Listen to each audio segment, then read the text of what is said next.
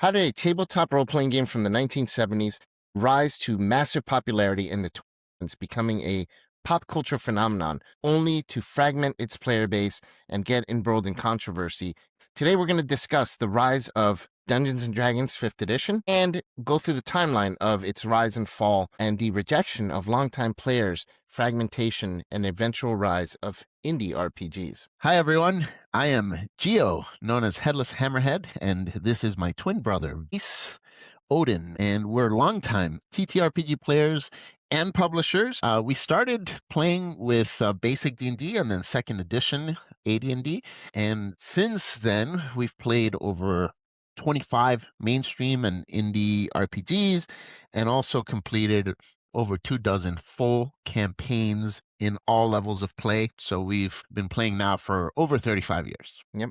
Today, we're going to explore how 5e exploded in popularity, partially because of its innovative mechanics, also because of help from pop culture and different shows and different events that just happened to be occurring right around the same time. It was almost like a clash of all the right things happening at once that caused the rise of 5G. We're going to discuss all of that, and then how it took that rise and just made every mistake in the book to eventually fall and embroil itself in massive controversies. So, Gio, are you ready?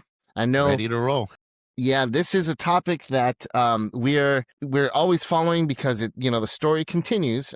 This is just the story so far for 5th edition, but it has really been interesting to watch how this has affected so many people in so many parts of the industry. Yeah, it's kind of a cautionary tale for corporations who take over something that has a cult following, and they try to make it very, very profitable. And we'll get into all the details. Yep. Yeah. So some misguided choices and things like that. So we're going to start with part 1, the rise of 5th edition.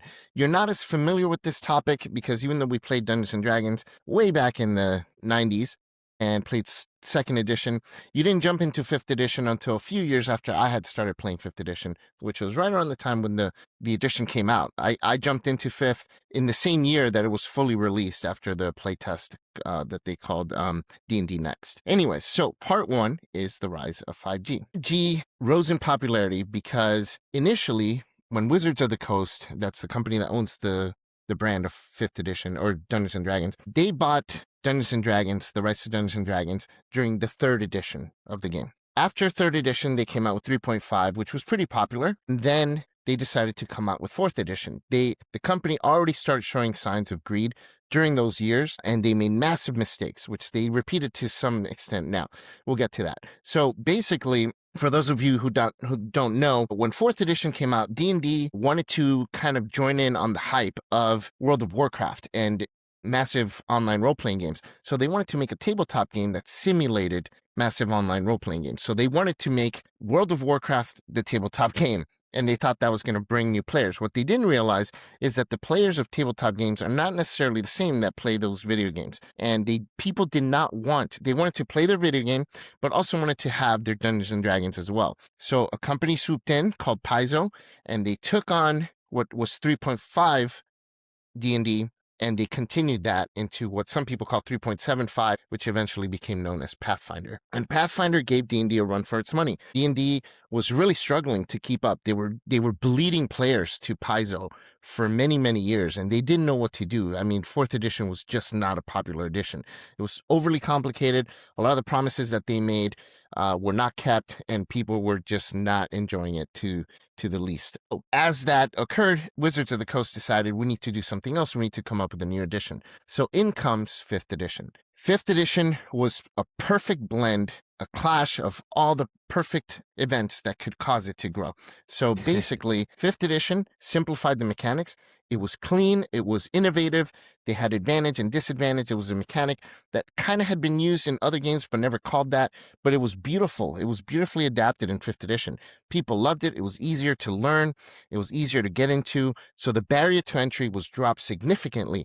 And now people who were kind of apprehensive of playing all these complicated role-playing games like 5th edition D&D or Pathfinder now had a much easier game that they can get into. But that alone didn't help D&D rise. Right around the same time, nostalgia started to build people who played it back in the 70s and 80s and 90s were now older and had more money to spend. And now they're watching shows that are bringing nostalgia from those time periods from the 80s. So what's that show? There's all sorts of things No, the started show that coming back. the show that with the kids in the 80s and Netflix.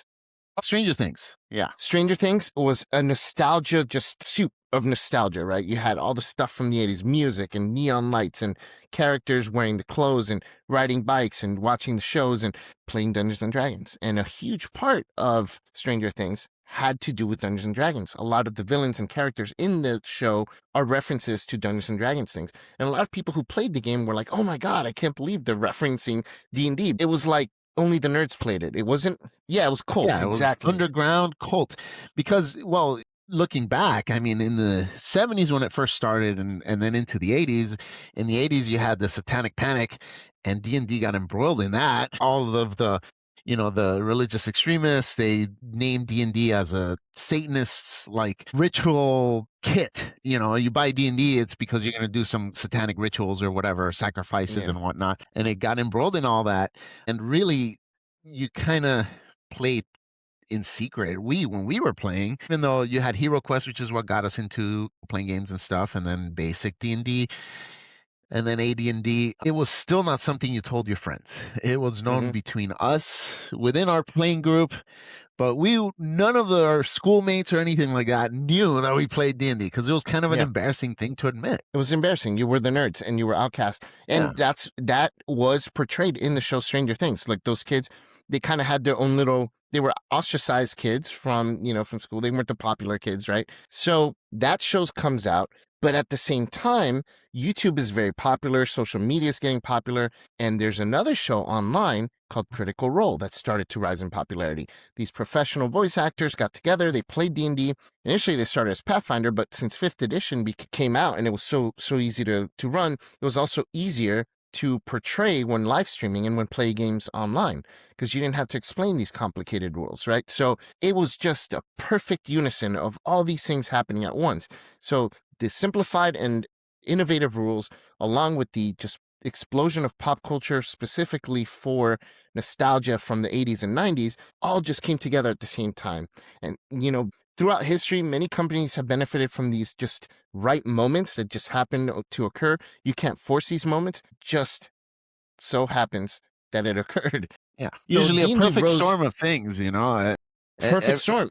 Yeah, a lot of things on TV were coming back, a resurgence of a lot of toys that kids, that people our age grew up with as kids, the G.I. Joes, the He-Man, all this stuff started coming back. We grew up reading comic books, and comic books now, the reason Marvel movies, it's that exact same time period. Now Marvel movies are coming out, and all those people who were, our age, who grew up with all this stuff are now adults, and they have the money to spend to buy these things. So in addition to that, Wizards of the Coast made some great decisions. They came out with a thing called the OGL, the Open Game License. This allowed third-party publishers like us to make supplements for the game of 5th edition, which in turn, because of easier distribution through digital means and digital books, now you don't have to go to the store to buy a book, right? A third-party book. Third-party publishers could just put out a PDF that costs them almost nothing and put out great content for the game. And because of the OGL, they can profit from it and everybody benefits because D&D knew, at least at the time, that having more content would attract more players because you and I might be into more like Arthurian kind of gaming and some other people might be more into like just, little cartoony characters or anime or something like that of that sort. And we all could have some content related to those things that we liked. So they made the right decision by coming out this open gaming license. And they opened up online shops and catered to these third-party publishers. They came out with a website called the DM's Guild where people could put out their stuff. And so players could find all the content that they want right in this one website, all kind of tailored to them and search by theme, by, all sorts of things that they might be interested in. So they made all the right decisions in order to bring in the most wide variety of players that they possibly could. In addition to that, Dungeons and Dragons got tons of boost from media because of the pop culture phenomenon that was going on, in addition to the increased buying power of their new client base, because now it's not just 14, 15-year-old kids sitting in their parents' basement who are broke and they just buy the one book and they play for years after having bought one book for $20, right? The player base, they're all adults, they're professionals, they have spending money. And so now they're buying more books and they're buying more expensive supplements. They're buying dice and figurines and things like that. And they're just loving their nostalgia. And then the final thing is the release schedule. They were very smart. Dungeons and Dragons 2nd edition, you and I went through this. We were really upset when we were playing because we loved Dungeons and Dragons, but we were kids, we were teenagers. We couldn't afford to buy a book every week or every 2 weeks. And man, they were really, because there were all the different worlds for 2nd edition. You had Ravenloft, you had Dragonlance, you had Forgotten Realms, Dark and then they start Sun. coming out with and then you got Al-Qadim and Dark Sun and Karatur and all these other things that kept coming out, and each one had its own flavor, and we wanted to try them all, but we couldn't afford all that stuff. And then each one had its own supplements and adventures and Fighter Handbook and Wizard Handbook, and there was so much content. And there was no online play, so you had to get the figurines and all the printed stuff, and it was a lot of stuff that you had to buy. And as players, a lot of players that fall in love with the brand as it is, they want to own everything. Like when I started playing 5th edition, I was one of those whales. I bought the special edition books because they always came out with a special edition and a standard book. I buy both the standard and special edition books. And it made it easy for me to purchase because their release schedule was smart. It was only, it was almost like a seasonal thing, like shows have seasons. So they would come out with like the Curse of Strahd season. So for 6 months to a year, they only put out the one book and then a few online products related to Curse of Strahd. And, everything was tailored to that gothic horror. And then the next season, they would tease it and there'd be a lot of hype build up online. Oh, what's the next supplement? There'd be little drops of ideas and hints and things like that. And then when it dropped, it was a big celebration online. And content creators like YouTubers and things like that really celebrated too. So their release schedule really helped as well. And then what we were saying about there being more content, I know some of you are clickety clacketing the actually, guys, and the clickety clacketies are down there typing already that we're contradicting ourselves. I know that we were saying that when there was so much content, it was hard for us to keep up. And now we're saying that it helped the company to have these third-party publishers come out with all these contents. What I'm trying to say is when you're really into the brand, you want to collect the official stuff, and then you pick and choose the third-party stuff that you want that's based on or tailored to your needs. So when the release schedule is seasonal the way it wasn't hurting my pocketbook because I could buy every 6 months a couple of books from Wizards of the Coast, and then I didn't have to spend money anymore, but there was all this other content. So if I wanted to have more vampire adventures, I could search for those and buy them from third parties. The difference between that and what happened with us in 2nd edition, not only we were younger and had lower buying power, but also the official stuff was coming out like rapid fire. And you want to have all the official stuff in your collection, but it's just impossible when it comes out that quickly and that often.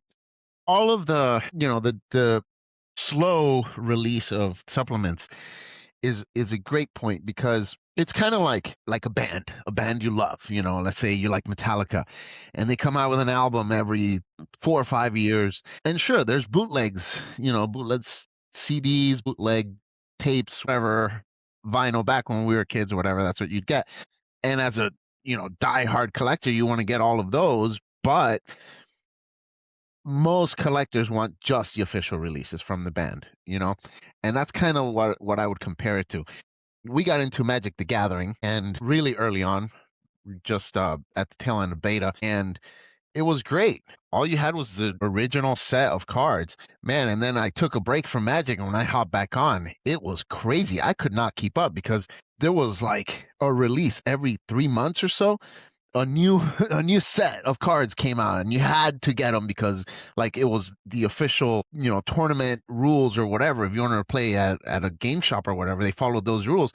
You had to get the new cards, and it was so hard and expensive to keep up with. Every 3 months buying more sets, more cards as they released them, and it's tough. Yeah, and that definitely was a problem during 2nd edition, not a problem during 5th edition, which they still have at least kept that promise. So that's really good. But after the rise of 5th edition, they rode the wave for a little bit. And then now we are going to get to part 2, the controversies, as they started to make worse and worse decisions once they hit the peak of popularity. So starting with the OGL debacle, I mean, I know this has been hashed and rehashed by people online, but some of you may not have heard of it. The way it works is the open game license allows third-party producers and publishers like us to put out content for 5th edition and not risk getting sued for using certain terms and certain mechanics that are, and here, actually, people, you can't copyright mechanics. I know that. I got it. So the OGL allowed for third-party publishers to do so, to put out stuff without worry. Well, at the peak of their popularity, Dungeons & Dragons decided, well, we're not monetizing the brand enough. We need to find other ways to monetize the brand. Movies, merch, all this stuff is not enough. And also, we have all these companies making dice and making tons of money off minis and making tons of money off third-party content. And if they don't sell it on the DMs Guild, they don't have to give us a dime. And then we're watching all these Kickstarters go off. And one after the other, every month, $1 million Kickstarter, $1 million Kickstarter, $4 million Kickstarter. Well, how can we dip our fingers into that? They said. We just want to wet our beak a little. So, well, that's what they wanted. That's what they tried to do. And they decided to change the OGL and release a new version of the OGL, but in secret. And this is what made it worse. As if that wasn't bad enough, they reached out to some of the top content creators and said, hey, we're going to give you a better deal on this new OGL. If you sign the agreement now, sign a contract now with us in secret before we release the new OGL. And of course, these companies were like, whoa, what is happening? This is going to completely kill our bottom line. And they released that to the public. They leaked it. Yep, someone leaked it, and that exploded into just this whole thing. And I know I have a video that I put out because when it was still a rumor, I'm like, there's no way they're doing that. I just didn't think they'd be that stupid, right? And I defended them. I go, just don't believe these rumors. There's no way they would be that dumb to do that. And I will eat my shoe because I was way wrong on that. They 100% tried to do that. And what they wanted to do is, check this out, Gio. They wanted to take 25% off the revenue, not the profit, the revenue made from, say, Kickstarters. Anything over, I think it was like over 100,000 or 200,000. So you do a $2,000 Kickstarter, they're immediately taking off the top. Wow. $50,000. It's so now you're left with 150. insanity. You still got to give Kickstarter their cut. You got to pay your taxes, and then you have to give the credit card processing company their cut. You have to pay manufacturing costs, distribution costs, and advertising costs. So you are literally left. If your profit margin was 25%, there that went. You're literally working for free to make money for this company, right? And that was like every major publisher who made X amount of money had to give 25%. And then they told the bigger publishers, check this out. We'll give you better terms. Maybe 20% or 15%, whatever it was, if you sign now. They wanted to lock in the big ones first before they released it, so that when people complained, they'd be like, well, all the big publishers already signed, right? Why don't you sign? They signed. Yeah. Not telling the smaller publishers that they get better terms to the bigger publishers. It was so nasty and such an evil plot. Like, it was ridiculous. It's crazy. Dude. And there's no quicker way to tick off your diehard fans and to have them turn on you. Your diehard fans that will sacrifice themselves for your brand. There's no quicker way to turn them than to show your corporate greed. Because man, you know, when you have a cult following on a product or a brand, you know, it's like bands. Like, for example, you know, like the bands that are anti-corporate, whatever, like Pearl Jams, and you know, you had your Audio Slaves and all that. You know, if they were to sell out like that and give into something like Ticketmaster and get greedy and do secret deals with companies like Ticketmaster, man, their fans will turn on. As much as they love their music, they will stop buying their stuff. They'll burn their CDs and stuff, and you know, never support them again. And that's exactly what Wizards of the Coast did. And the backlash was swift and it was massive online because content creators included YouTubers, and all the big YouTubers were nervous too because they all had to use the OGL in order to produce content. So it wasn't just book publishers, it was everyone, anyone who was talking. And what's even dumber is that they didn't learn what was benefiting them initially. Like, the whole point of their growth, a huge part of it was the fact that all these third-party publishers were putting out content. All these YouTubers were putting out content, keeping the hype up. And now you're punishing them, and they're not going to want to make content for you when they have to give you all these cuts. They're going to say, screw that. No way. All these things that are helping the brand stay relevant and popular, they're punishing. Like, they didn't understand that concept. So then, and I know there are other controversies. We're not going to talk about the Pinkertons and all that stuff because that had to do with Magic the Gathering. But that was the biggest the biggest thing that started this whole situation. It didn't end there, but the rise of the indie game, part 3. So the OGL was a huge commotion online. I mean, it was everywhere. Every YouTuber, that's all they were talking about. Every online post, every Reddit blog, everyone was talking about the OGL disaster. And the thing is, the company didn't immediately take a step back from it. Initially, they denied it. Then they Worst just thing you stayed could quiet. Yeah, radio silence. They didn't like come out with a statement until like days later, and the commotion, people were panicking, right? So instead of backtracking or apologizing, I mean, they just stayed quiet, and then they tried to deny it. Like you said, the worst things that you can do. The radio silence made people even more nervous, you know? So all these publishers and YouTubers were panicking. So the publishers decided it's time to immediately start working on some way to separate ourselves from the OGL. How can we do that? Because you could put out content for 5e and not use the OGL. Like we use our own stat blocks, like that are different from 5e's. We don't use any of the trade dress. We don't really have to use the OGL in our products if we don't want to. We have a couple of adventures with some magic items that we mentioned, but if we got rid of that, we don't mention spells. We have our own stuff. We could literally put it out without depending on it at all. But that's in hindsight, right? Most publishers, you put out stuff based on the OGL. You don't expect for them to backtrack on it and take backsies, right?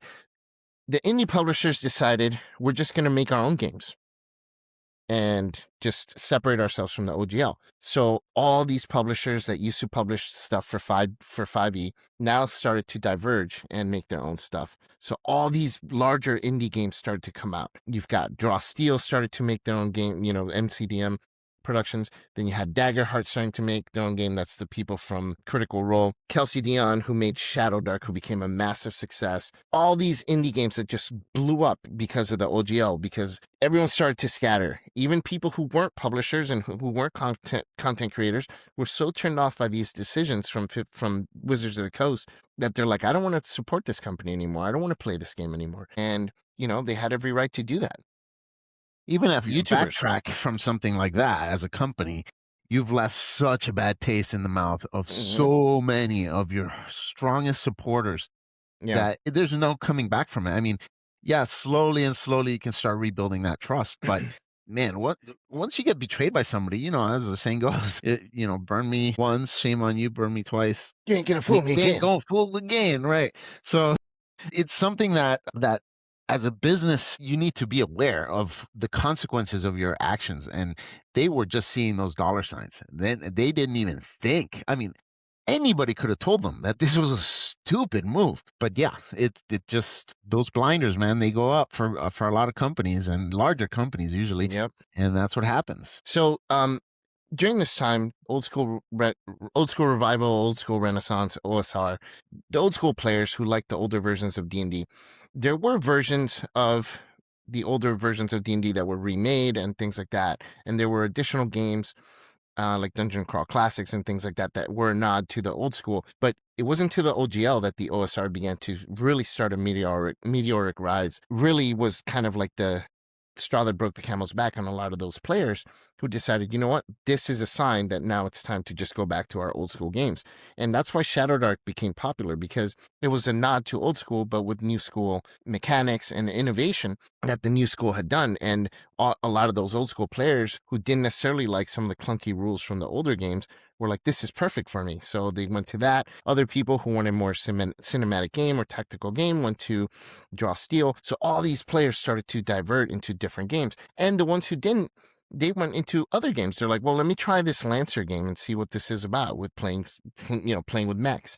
Or let me play a little bit more horror and play some Delta Green or Call of Cthulhu. Player base started to diverge into other games, and they started to discover games that had been sitting on the shelf for so long that now started to gain popularity. Meanwhile, 5th edition or Wizards of the Coast continued to make bad decisions. As if all the stuff wasn't bad enough, what did they do? They come out with a statement where they're going to retract their decision to change the OGL. And that statement was the most hilarious thing. It's still referenced today. I know what the guy was trying to say, and it's not what people are making it out to be, but still it came out wrong. So, but basically what it said was, blah, blah, blah, we heard you loud and clear, and you won, but so did we. And so with that statement, everyone went nuts. And I know what they were trying to say. Like, at least I think I do. I think the guy who wrote that, and no one ever revealed who it was that wrote it, but I think the person who wrote that was trying to say, like, we want to, in a way, oh, because you win, we all win. You know what I mean? Does that Right. make sense to you? Yeah. Yeah. But the way it came off is you won, but guess what? So did we. So did we? Yeah, it came out. Word choice was terrible. Oh The my word choice was gosh. terrible. And the fact people online, I think a majority of people who still reference this quote, they say that that's, that's what it was meant. I really don't think that's what was meant, but that's how everyone took it. So they continue to make bad decisions over and over and over. So with that, all these other games start to rise, and now indie games have become a thing. People are exploring into more games, and Wizards of the Coast is really suffering. So they decide we're going to come out with a plan, because it just so happens the 50th anniversary of Dungeons and Dragons is coming. So not only did they make that comment while all this is happening, but then around that time are the elections, right? And you know how that goes, right? So basically, whenever there's a presidential election, the culture war starts to heat up. And Dungeons and Dragons, for a long time, little by little, started to pick a side. And they started real small and just gradually increased the side that they chose and pandering to that side. Again, as if alienating customers before was not bad enough, they decided to start to create content that would just say, no, you're wrong if you're against whatever part of the culture war we're on the side of.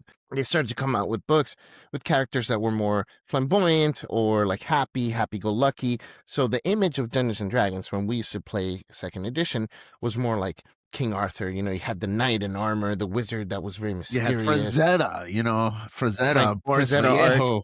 Larry Elmore, all the original people who drew for Dragonlance, Dungeons and Dragons, as well as other fantasy art, people who drew the Conan comics, things like that. Like, that's what we envisioned when we played D&D in second edition. Fifth edition loosened that up a little bit with a little bit more modern art that wasn't quite as like rugged, but it still was, at least closer to Dungeons and Dragons. Some of the art was really interesting and unique, like in Curse of Strahd and Out of the Abyss. But that art was passable. I think a lot of people were like cool with it. It was different. It was interesting. It wasn't the same as second edition, but you need to separate each edition.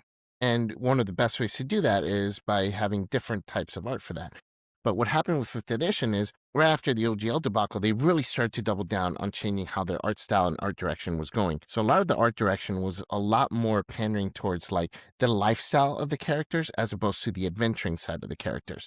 And I think that turned a lot of people off because it implied that the game was more about playing a character's lifestyle, baking cookies and, love triangles, and things like that, versus and what you're wearing, or if you're wearing the purple with the pink and the sachet and the this and that, versus just put on a helmet, grab a shield, and go fight that freaking dragon, right? So a lot of people didn't like that.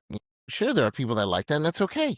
That's okay. But it wasn't D&D to a lot of people. I know to me, it's not D&D. It's Yeah, not. it's the same mistake that a lot of Hollywood has done. They're trying to change things for it's the running joke with, say, the Marvel movies, right? Where Mm-hmm. they race swap and they gender swap and they try to modernize, and what they call in Hollywood is appealing to a modern audience. And that's kind of like code for, hey, we're going in that direction, in that Yeah. extreme direction.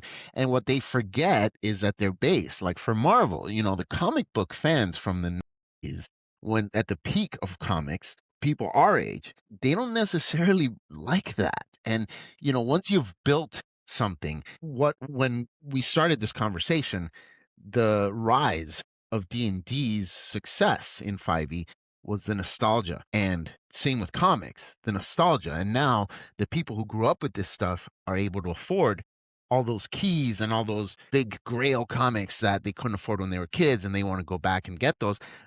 And then they're interested in what's happening now with those characters. They buy the modern comic, and it is completely different than what they grew up with. And now it's not nostalgia anymore. Now it's pushing an ideology that you just not used to. Not necessarily you don't agree with, but you're just not used to it. And it's not the character you grew up with. It's not the characters you knew Mm-hmm. anymore. Yeah. And that's a really good point. I mean, I think you nailed it.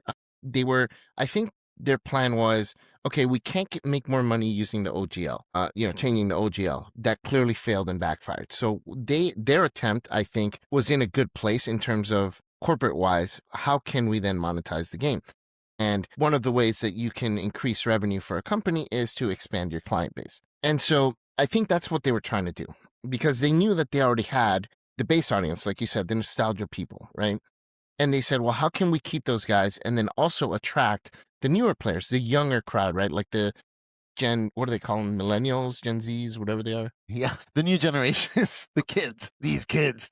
But Yeah. the thing is, and it's great to do that, but and the argument that the fans, the diehard fans that are in it for the nostalgia in comics, because that's the world I come from. It's the argument is not we're against all this stuff, is create a new character with that stuff. Miles Correct. Morales is a great example. Hey, you want a black Spider-Man?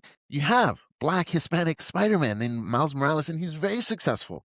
But he's new. You didn't take the original Spider-Man and switch him up like they did with Hulk and Amadeus Cho, or Thor with Jane Foster. And that was a big mistake that Marvel did in the comics, is that they came out with the Marvel movies and they were doing so well, and then the Avengers movie comes out, and people who may have piqued their interest in the comics, they go to the comic book store and they want to pick up a Thor comic, and it's Jane Foster. Where's the Thor I saw in the movie? You Yeah. pick up the Hulk comic, it's Amadeus Cho. Wait, he's Chinese? What's going on? Like that was a huge mistake that they made, Yeah. rather Every than single creating character was new different. characters. And same with the D&D. What they could have done is come out with a supplement that caters to that. The way they did with second edition, where you had all these other worlds, Karator and all that stuff. You could do Panda World and have your panda creatures all dancing around and singing around with the rainbows and stuff. And that modern audience would buy that supplement. But to keep the core as what it was, what the appeal was to your original audience, you don't want to Yeah. change that. Yeah. So they did kind of do that, but here's where they made the mistake, right? Because again, the release schedule stayed the same. Remember that. So they were putting out one supplement every several months. So it's not like they just bombarded and changed everything. So the book came out Journeys from the Radiant Citadel or something like that. And it was such a blast of change, right? And so they came out with that separate supplement, but because they come out with one thing every few months, then that's the only reference point that people have for the direction of the company. And if you're a new player coming into the game, that's the latest book. That's the one you buy next to the player's handbook. And you're like, oh, this isn't the game that I wanted, right? But the other thing that really isolated and made it seem like it was bombardment and changing everything was you can come out with one book and not have people feel that way. But when your employees, all of them, start posting online and getting involved in the culture war, instead of just shutting their mouths, you're here to sell books and sell a game. You can do your culture war stuff somewhere else, you know what I mean?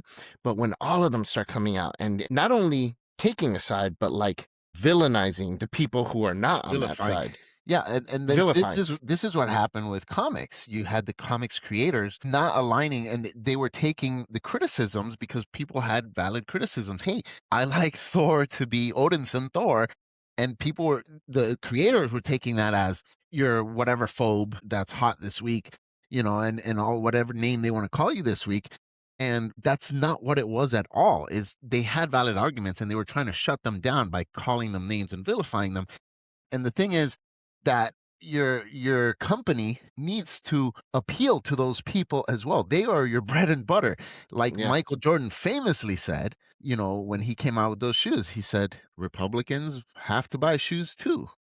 Yep. So yeah. So and yeah, I mean, you have some really good points there too about that. It's so ostracizing, and even if you were okay, yeah, I don't like the Radiant Citadel, I'm not gonna buy it. I'm just buy the next book or whatever. I'll keep playing the stuff that I've already bought. But when you have all the creators, artists, the designer, the editors, and the top people in the company saying that you are an evil person because you're a phobe or an ist or whatever you are, you basically say, well, they don't want me. They don't want me as a player anymore. Why am I going to get abused by the people who make this game and then give them money, pay them money? Here, abuse me some more. It was so stupid of them. Unbelievable. After all the mistakes they made, they go and do that kind of stuff, and it didn't just happen, it was boiling over for years. But it really became bad, like after the OGL thing. And I think that was the nail in the coffin for 5th edition. It was just like, as if anyone had, any doubts and still wanted to keep playing, this was like what cemented, no, you're not wanted they don't want you playing their game. They don't want you involved in the communities. They don't want you involved in their message thread boards. They don't want you involved in anything. They just don't want you near the game. And so you leave. And then, like you said, all the people who have the money in their pockets are the older people, and the older people tend to be on the opposing side of that culture war, because the culture war, the changes that were happening are new. They're new to people who are older, in their 40s and 30s, 40s and 50s. So you're changing things, and for people who are already established. And so I can totally see the meeting, how it happened in Wizards of the Coast. I can envision it. That there's that YouTube channel that does like the pitch meeting for this movie or whatever, and then they act out like a pitch meeting. I can probably come out with one of those for how this meeting went with Wizards of the Coast. They're all sitting around. Well, the OGL failed. We couldn't monetize that way by forcing them to pay us money, right? How can we monetize? Someone comes up with a great idea, which was actually a good idea. Let's expand the client base. Let's expand the customer base. People like Lord of the Rings. It's more mainstream. People like anime. It's more mainstream. Maybe we can attract those people and bring them into the game. But how can we attract them?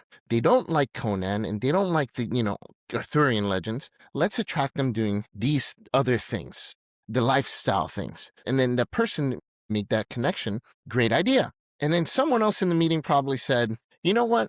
All those people from the 70s, they've been playing for 40 years. They're bought into D&D. They love it. Nothing we do will ever turn them away. Yep. We're Apple. They We're took them Apple. for granted. Yep. We can take away their headphones. We can take away their charging ports. We can take their whatever else that iPhone took away, the home button with the fingerprint. We can take it all away, and they're still going to keep buying our product. We're Apple. That's what they thought those customers were. And they were wrong, because there's so many other games out there, and these people already were getting fed up with a lot of the stuff that the company was doing. Like, they really, truly, I have a feeling this is exactly how it went down. They had a great idea, expand the client base, and who cares what we do that will piss off the existing client base? We already have them. They're the whales. The whales just buy. The new people, they don't have as much buying power because they're younger. People who are on that side of the culture war, they tend to be teenagers. They tend to be female who, let's be honest, they don't spend as much money on these types of things, right? So they're not going to buy as much. But guess what? It's customers we didn't have before. Let's bring them in. Again, solid advice. Bring in new customers, but not in the way that they did it, because they did it in a way that shut out their current customers. And you don't do that. Just like you said with comic books and the comic book movies. Comic book creators literally said, if you don't like my politics, don't buy my books. They've literally said that. And, so crazy. Dude. And who does that? Comic book, these people, the thing is, they think that they are right, and they're so close-minded that they think that their belief is the only true belief, the only good belief, or any opposing opinion, like you said, is just evil. And so they're right, and they're on the right side of history. And even if you disagree in a non-clashing way, you're disagreeing. And now, then you're still evil. And the thing is, they've failed to realize, like you just said, the ones with the money to buy these books are those people that you're turning away. That's what the movies failed to see. They started making all of these movies, and people they're sexist. That's why they didn't see this movie, the new Frankenstein movie, The Bride. Mm-hmm. Perfect example. You have people like the director, Maggie Gyllenhaal, come on and say, it's the sexist men is because of that the movie flopped. But wait a minute, then if that's the case, where are all the women that you were appealing to? Why didn't they go and watch the movie? They don't care. They don't want to watch that. They're not the right audience. Yeah, horror movie, women generally don't buy tickets to see a horror movie at the movie theater. They'll see it with their boyfriend maybe, but that's it. Yeah, that's a really good point. That's like D&D saying, oh, well, these books aren't selling as much because, all the people are racist and they don't want to see black characters or people of color or whatever in the D&D books. Okay, where are those people then that you're catering to? Where are they? How come they're not buying the books, right? It's got nothing to do with that. It's basically literally, you're just appealing to an audience that doesn't want your product. And then you're pushing away the people that did want your product and telling them you don't want them to buy your product. It's kind of it's like the worst kind of way to run a business. And not just that, but in addition to that, you're ostracizing neutral players. The players who were like not involved in the culture war, didn't want any part of it. I don't necessarily care about the culture war. I'm so over and sick of it. But they ostracized them too. I mean, some people felt like they needed to take a side because they were being forced to I was about to by the say that. creators. Yeah, a lot of, on both extremes, if you don't pick a side, then that means you're against us. And again, for a business, that is such a bad mentality to have for any business. You want Hmm. the business from everybody. For you to think that this is the problem is that when you vilify anyone who disagrees with you, then you can justify not selling to those people. "Oh, I don't Yeah. want their business," which is what the comic book creators, these are Nazis, these are fascists. I don't want them buying my book. I don't want fascists Hmm. buying my book, but they're not. They just disagree with you on one or two points, and you've labeled them that, and you've completely destroyed your business because of it, because of your own closed-mindedness. So then, to cap off the ending here, basically, what is this? Chapter 3, Chapter 4, something like that. So D&D 5th edition decided it's the 50th anniversary of the game. Let's do something special. We'll attract everyone back.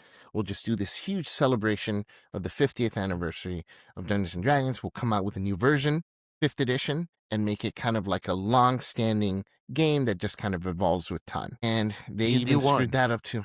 Yeah. Yeah, D&D 1, right? They screwed that up too. I mean, it just was such a disastrous handling of the property and the IP.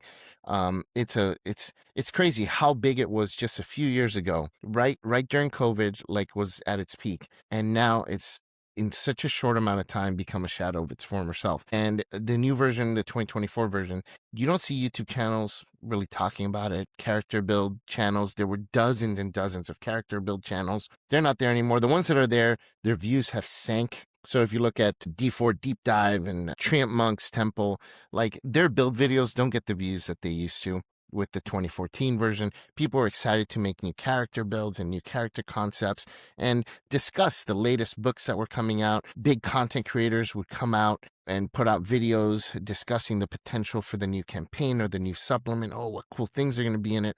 You don't see that much anymore. The YouTube channels that are out there are now discussing other things, other topics.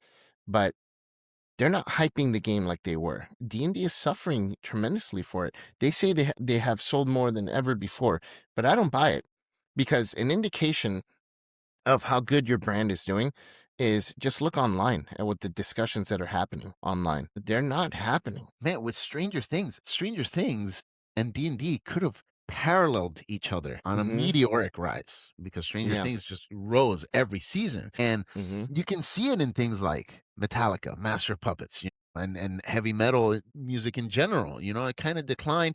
And with Stranger Things, with that scene of Master of Puppets, and then in this final season, they threw in songs from Iron Maiden and a bunch of other things. All of those things are starting to get eyes on them. But D&D is kind of like in the shadows on Stranger Things. You don't see, they're not wearing D&D shirts. People are not talking about Stranger Things and D&D. They came out with comic books and stuff with D&D and Stranger Things crossovers.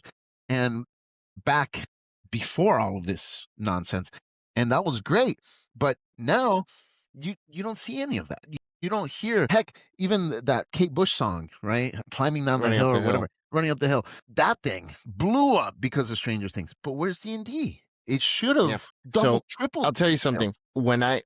So way back, I was running this campaign when Out of the Abyss, it was after Curse of Strahd had come out, we went back and played Out of the Abyss. And it was great. We had a great time with the campaign. At the finale, we finished the campaign and I got shirts for everybody. These red shirts that said, I survived Demogorgon. It was complete madness or something to that effect, right? And it was really cool for everybody to get that shirt as a like reward for finishing the campaign. And I got myself a hoodie saying the same thing, a red hoodie, and I would wear it here in Portland and walk around, and people would be like, "Oh my God, where'd you get that sweater?" Like everyone recognized Demogorgon. Demogorgon, right? Let me tell you, I put on that sweater several times in the last year, and not one person. I had one person go, "What is that?" Literally. Vecna. Vecna is from D&D. It's a lich from D&D. And they came out with the character Vecna in Stranger Things. And maybe some hardcore D&D fans made the association. You might have seen a couple things online about Vecna and who it is and whatever. But it did not have the impact that the Demogorgon did. when that was Mm, introduced in yeah, Stranger Things, and it's because of that, because people were no longer interested in D&D. yeah.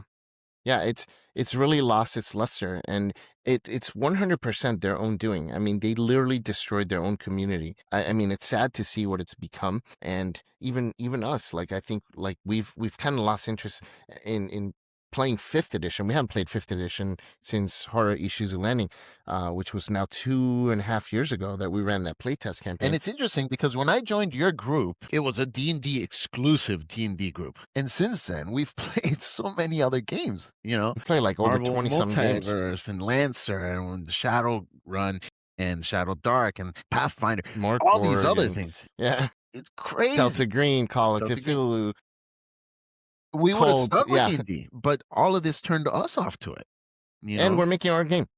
I'm making my own game because Yeah. I'm tired of the happy go lucky, let's bake cookies type of game. I want a game that's hardcore and brutal that makes you feel awesome, feel badass, that kind of thing. So yeah, I mean, and that's just where it's come to. Now, we still make products for fifth edition as publishers because that's still where the money is. I mean, there's still a large player base and it's still the most recognized IP, and that's still going to be the case for a long time.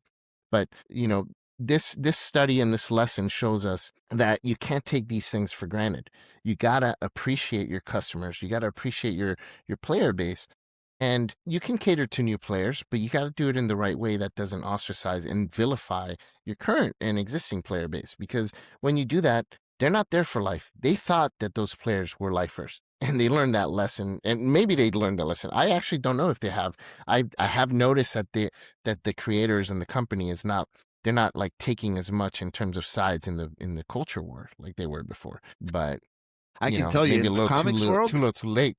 yeah, in the comics world, they have not learned their lesson. They have continued for almost 10 years now. They've continued this nonsense of vilifying people that disagree with the creator's views. And the only reason comics are still around is because of what they've done with variant covers. That is single-handedly keeping them afloat. Manga Yeah, destroyed comics. it's the hubris, and it's that one little parable, or what, I forget what the is it called, a parable, whatever it is, where like this one guy, he puts all his money into this one thing because he just knows he's right. He's so smart, he knows he's right, he's convinced 100%.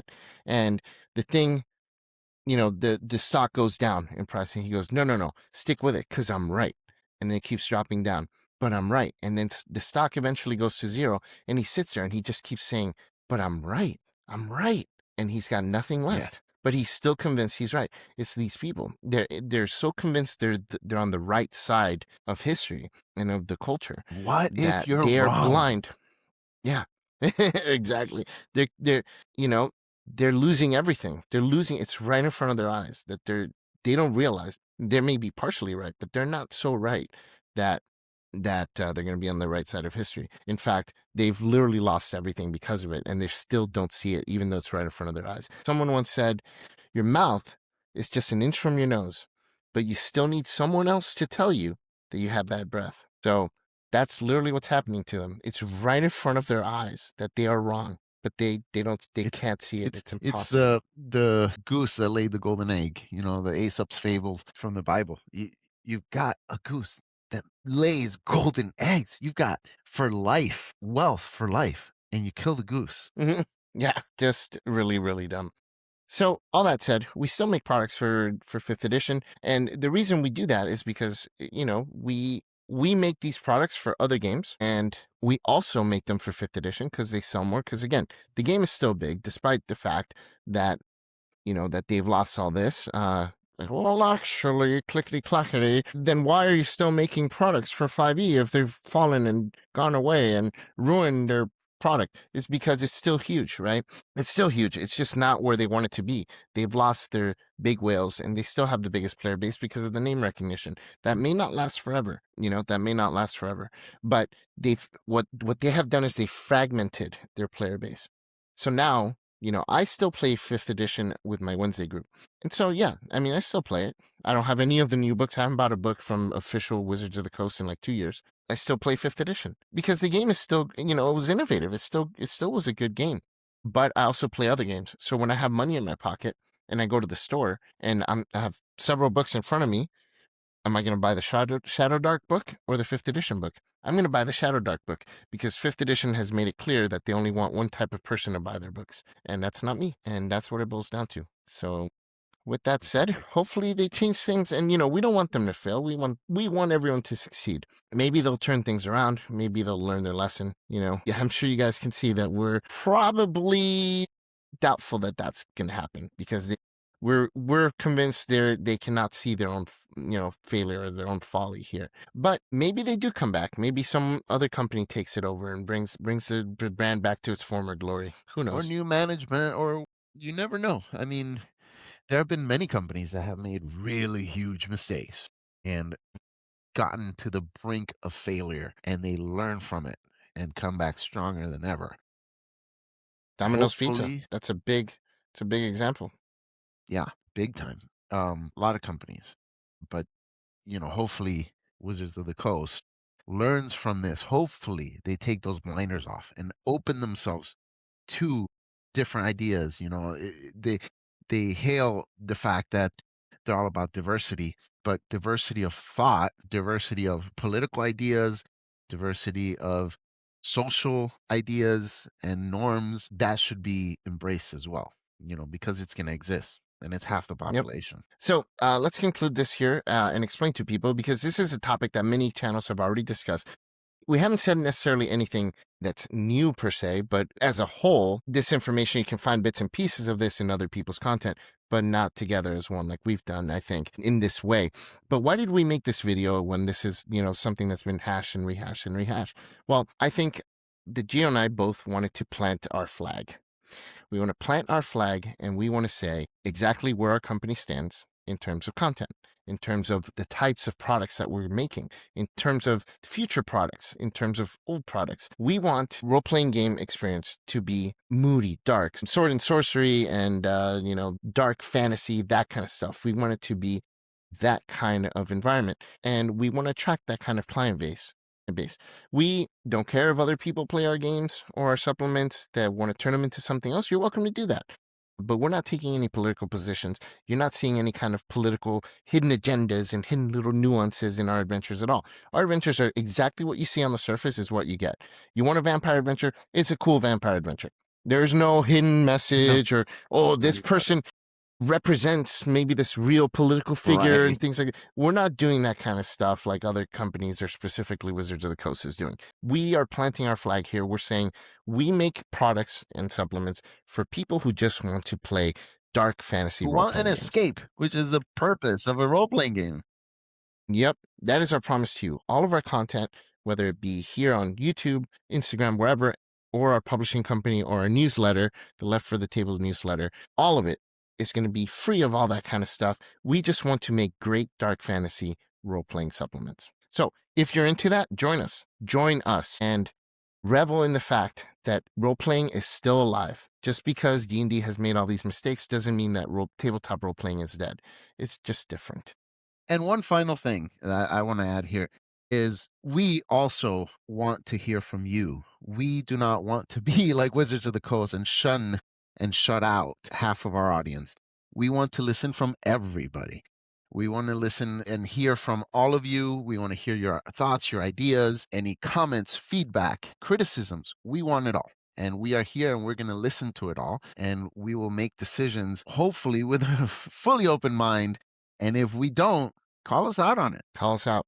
Yep, that is the flag that we're planting here today, and our commitment to everybody here.